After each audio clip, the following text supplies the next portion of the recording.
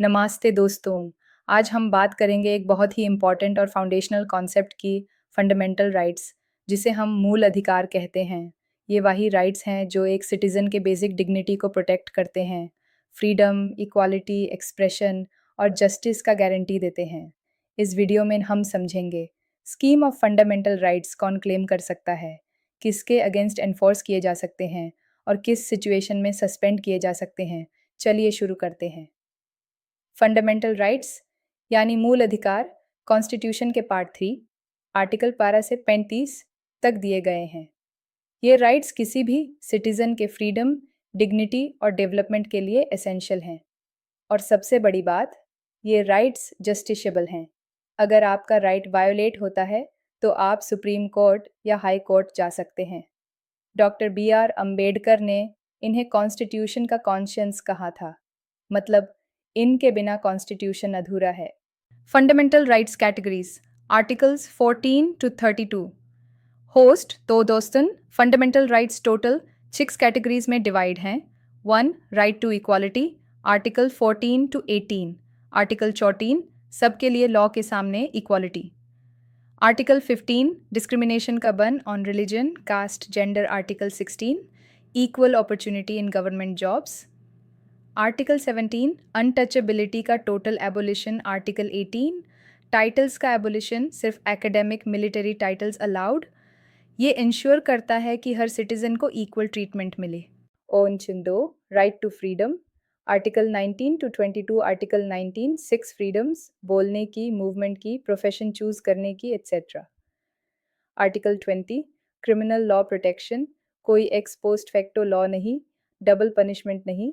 Article 21 right to life and personal liberty, सबसे powerful article. Article 21A right to education 6 इंगोडयर्स।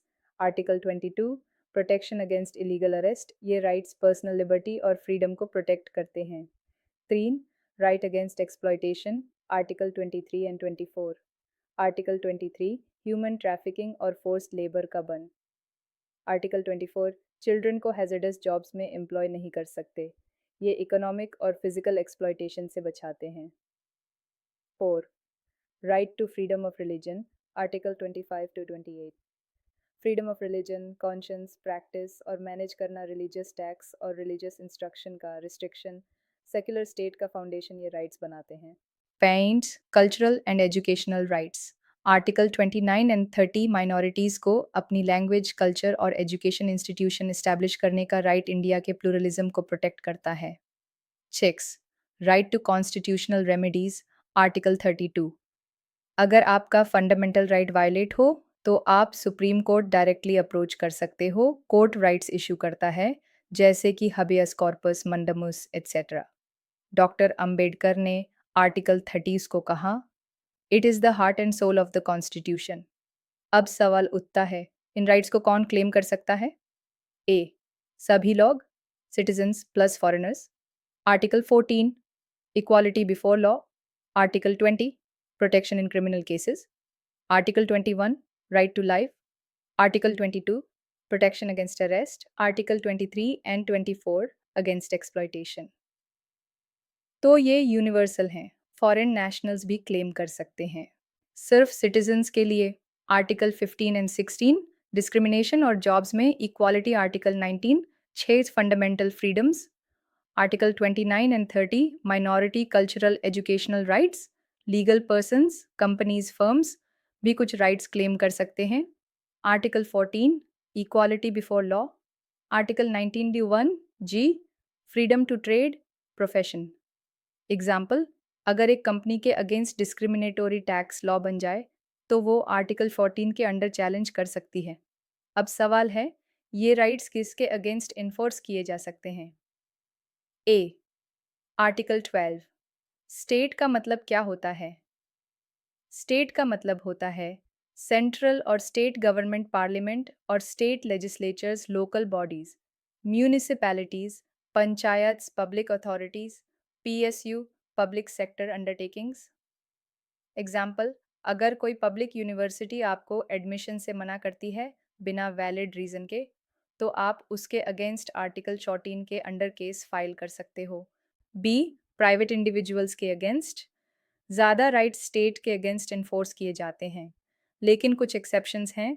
Article 15.2 private shops और public places में discrimination allowed नहीं। Article 17 untouchability private लोगों के लिए भी बंद है। आर्टिकल 23 ह्यूमन ट्रैफिकिंग और बॉन्डेड लेबर के अगेंस्ट भी प्राइवेट एंटिटीज लायबल हैं। कोर्ट ने डेवलप किया है एक concept horizontal application of rights, जिसमें कुछ केसेस में प्राइवेट लोग भी लायबल होते हैं। फंडामेंटल राइट्स को कॉन्स्टिट्यूशन अलाउ करता है सस्पेंड करने के लिए under certain conditions, mostly emergency के time. A article 358 automatic suspension of article 19 जब नेशनल इमरजेंसी आर्टिकल 352 डिक्लेयर होता है, आर्टिकल 19 ऑटोमेटिकली सस्पेंड हो जाता है।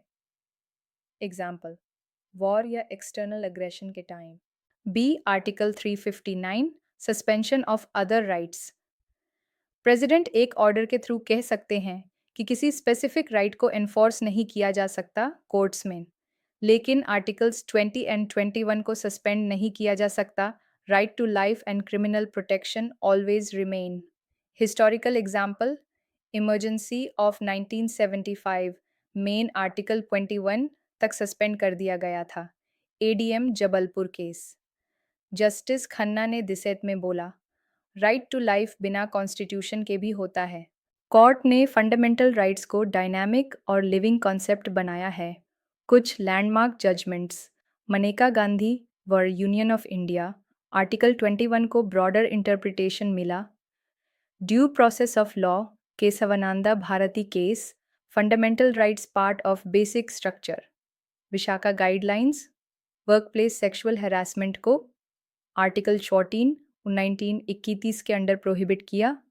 पुतस्वामी केस 2017 प्राइवेसी को आर्टिकल 21 का पार्ट बनाया गया। ये सब जजमेंट्स बताते हैं कि फंडामेंटल राइट्स स्टैटिक नहीं हैं, वो टाइम के साथ इवॉल्व होते हैं। तो दोस्तों, आज के वीडियो में हमने फंडामेंटल राइट्स के बारे में इन डेप्थ समझा। कौन से राइट्स हैं, 6 कैटेगरीज, कौन क्लेम कर सकता है, स्टेट और प्राइवेट इंडिविजुअल के अगेंस्ट कैसे इन्फोर्स होते हैं, इमरजेंसी के टाइम क्या सस्पेंड हो सकते हैं, और कोर्ट्स का क्या रोल रहा है इन्हें प्रोटेक्ट करने में। फंडामेंटल राइट्स सिर्फ लीगल प्रोविजंस नहीं, वो हमारे डेली लाइफ का पार्ट हैं। उन्हें समझना और प्रोटेक्ट करना हमारी रिस्पॉन्सिबिलिटी है। अगर आपको वीडियो इन्फॉर्मेटिव लगा हो, लाइक करिए, शेयर करिए और चैनल को सब्सक्राइब करिए for more such content on Indian constitution and law. मिलते हैं नेक्स्ट वीडियो में। जय हिंद।